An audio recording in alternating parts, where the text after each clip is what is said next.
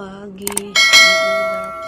Doon kami pumunta kahapon, whale watching. Doon, malayo pa. Maka-foggy pa rin. Morning! Time for breakfast again. Day 5. Day 5. At pagi sa labas. Pagi na sa labas. Mami, araw din. Yung ano?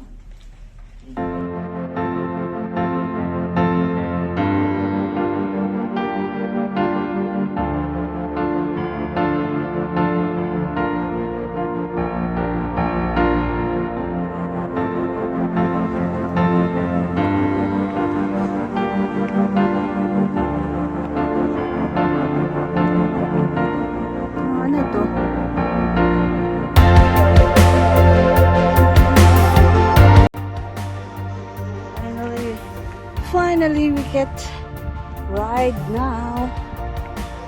We can go far out of the city.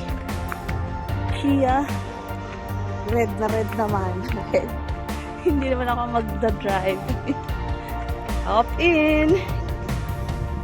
Hop in. This is the first time with Kia, no? Yep.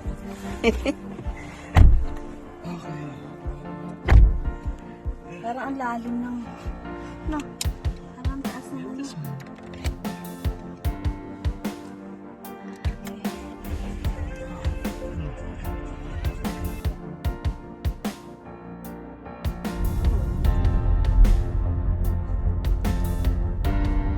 Driving, going to the Cape Spear. Nandun tayo galing, no?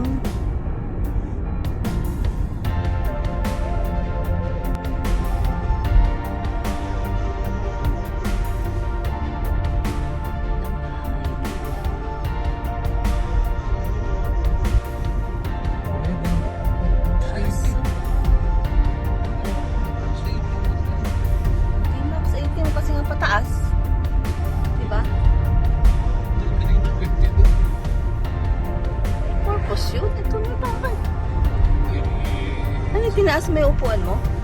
Parang lubog ako. Mataas ka lang. Oh, ganda.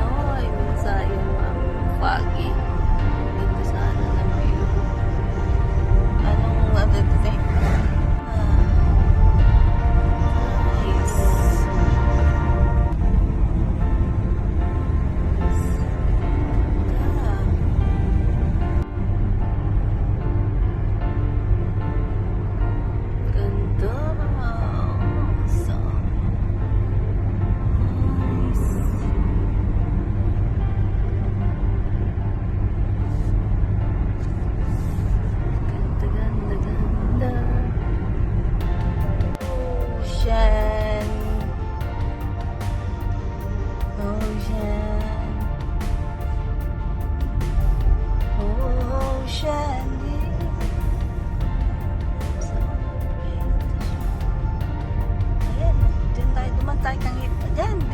Ayan, nagkasabot.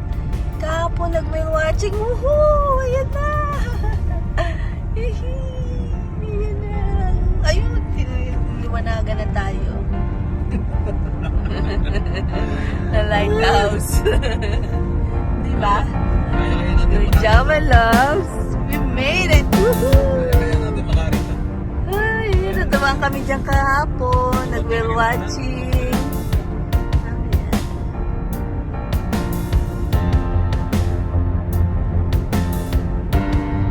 Job! Cape Spear! Gusto ang sasakyan. Nagpaparinig na.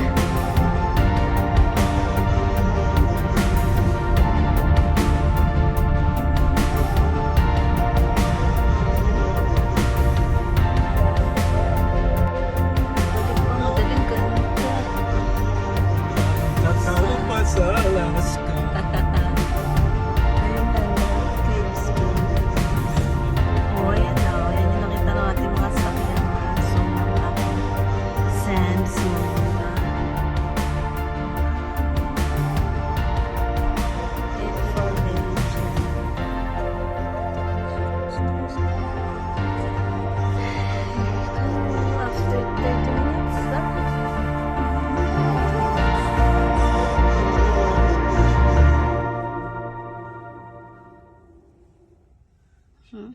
finally we made it here. Ooh, nice here at the Cape Spear Lighthouse at the back.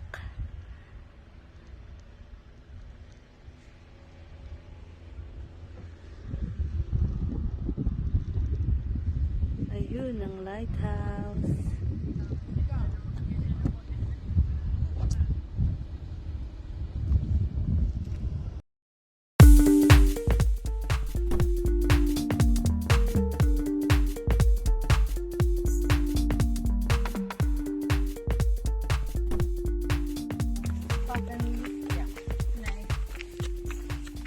Go in another way, but no focus is there's some people coming in through soon.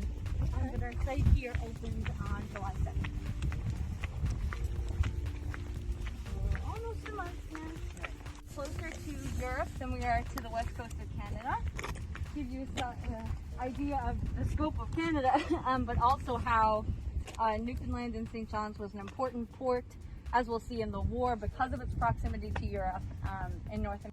We get the mixing here of the Labrador Current and the Gulf Stream, which ends up creating a pretty rich aquatic environment. So we get lots of fish, which in turn means we get lots of seabirds and lots of whales. As I mentioned earlier, we get minke and humpback whales around here, as well as lots of seabirds like kittiwakes and turs and puffins and gannets and seagulls, of course, as well. Our outcropping here in front of St. John's was also important strategically in the Second World War, which we'll talk about a bit later, but we kind of had a protection advantage over the harbor. Yeah, so that's made Cape Spear important for us.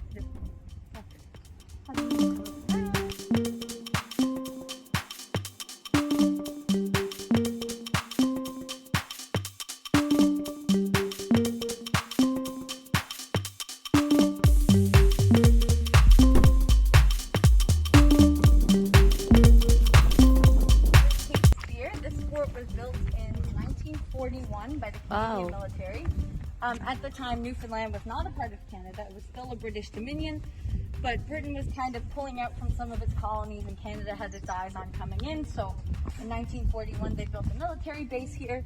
This was partaking in the Battle of the Atlantic. So during the Second World War, of course, Britain and European countries were shipping lots of things from their colonies across the ocean, being attacked by U-boats and things like that. So this was a defense meant to be set up for St. John's Harbor, because St. John's Harbor was the last place you could stop before hitting Europe, unless you wanted to go up to Iceland to Reykjavik, but that was difficult weather and things like that. So that's why St. John's was such an important port, and why they set up this is the counter bombardment battery. So it was the first line of defense, first of 3 lines of defense against the St. John's Harbor. Wow. So what we've got left are 2 guns here that were used as the main form of protection.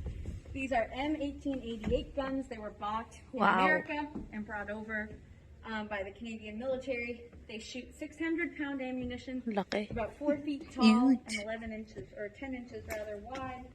We've got 2 of these guns here, one here and another over there.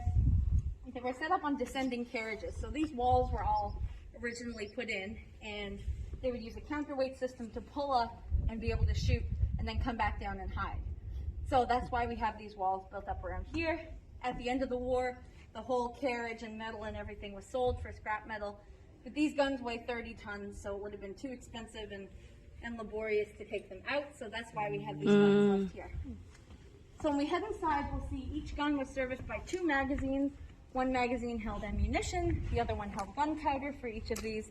And so at the time, there would have been more buildings around. Barracks. There's about 300 soldiers here at every given point.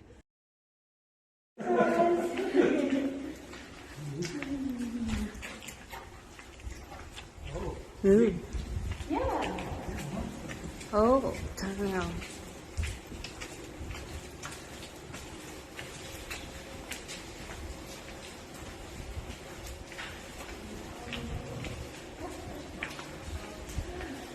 So any of this black concrete you see here, that was reinforced and restored. Restored. All the white concrete is the original stuff. The original. Oh, in 1941. 1941? Here's some pictures of what one of the magazines where they would store ammunition or gunpowder. So the ammunition was brought up on an overhead rail system. So you can kind of see some remnants of it as we go around, but they would bring ammunition out on in the war, although they fired about once a month here in the war for sure.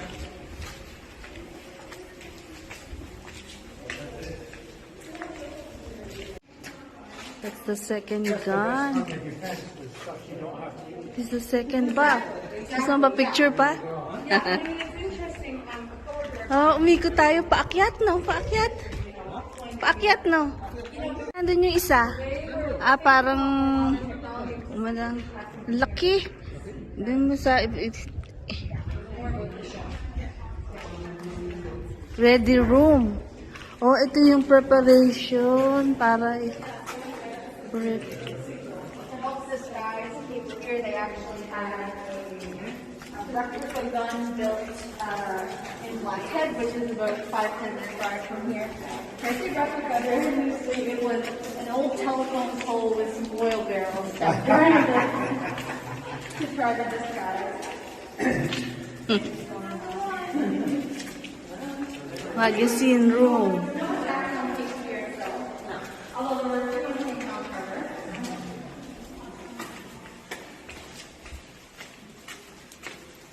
On the right-hand side is the party building.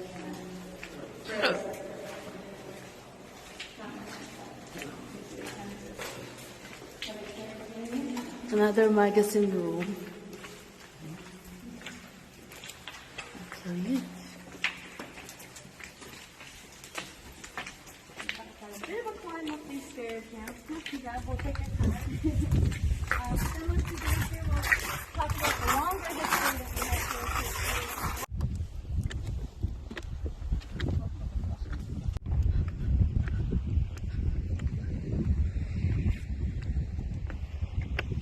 Which we're going to visit all the way to the top of the hill. Was put here in 1836. This lighthouse you see here is what we call the modern lighthouse. It was put in 1955 to help better service the coast. And so these houses we're going to pass.